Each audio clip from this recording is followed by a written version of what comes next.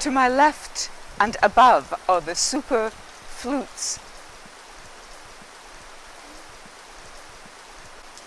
The water that comes through the guano up there, it becomes quite acidic from the respiratory processes of the breakdown of the guano, producing carbon dioxide and perhaps other acids. And then when that water, that acidic water, encounters the rock face, it carves big grooves. Now behind me and to my right, you will notice that it does not have those big super grooves. And yet the water that's coming down is coming from the guano above, which stretches all the way across to right over there in quite a thick swath of guano on that ledge. Now the difference here is that yes, there is water coming from the guano, and yes, it is acidic.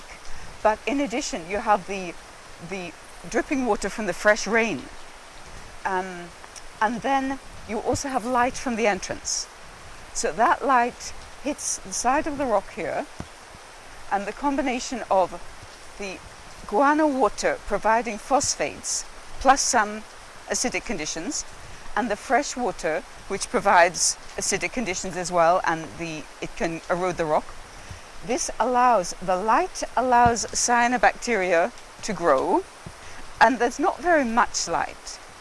So you'll not grow moss or ferns or any of the larger plants, higher plants. So the cyanobacteria grow in patches, and then once you get a couple of them, they cause the deposition of calcium phosphate, hydroxyapatite, which the phosphate is from the guano and the calcium is from the dissolving rock. They in turn create a deposit with the cyanobacterium encased by the calcium phosphate.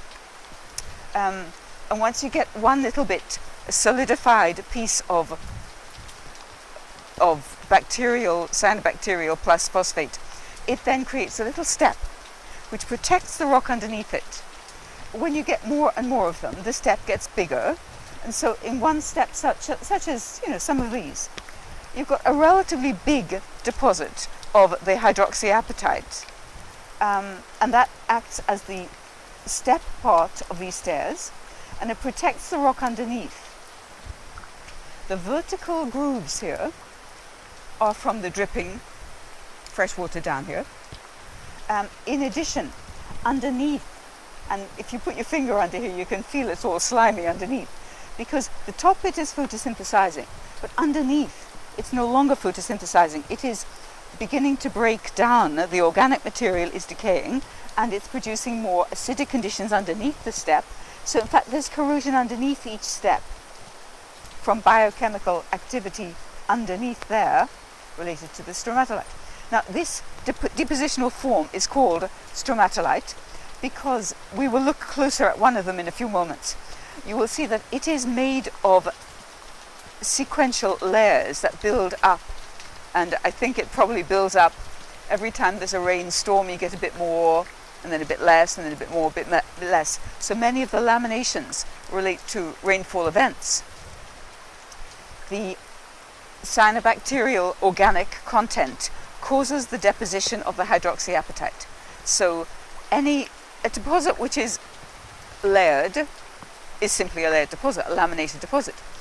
A deposit that's layered plus that lamination is caused by the deposition of organic activity causes it. That is what you require for a stromatolite. And the typical stromatolite is in an ocean environment or an intertidal environment where there is a lot of salt, and again cyanobacteria usually grow up in little filaments. And if I use my fingers to demonstrate what it looks like, under the microscope you'd see these filaments growing up like this, and often sand gets deposited between them, and then the slime, the mucilaginous slime that is part of the organic process, traps the sand and eventually buries the filament.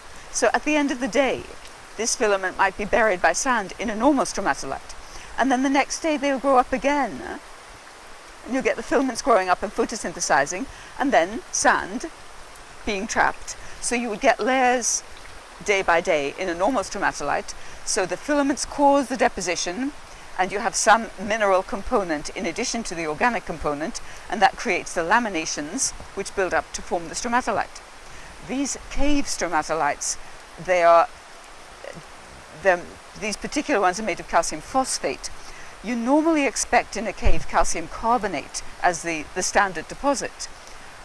And you don't need any organic activity to deposit calcium carbonate.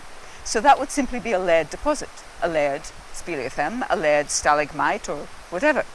Whereas these ones, because they're calcium phosphate, plus you can see within the calcium phosphate the shapes of the organisms that created it. And many of them are actually round, like round bacteria, or rod-shaped, or they have a series of rod shapes all clumped together, almost like my fingers are clumped together in a long filament, and it would be surrounded by mucilaginous material, and then the calcium phosphate all around that, and you get little microfossils of the organisms that created it.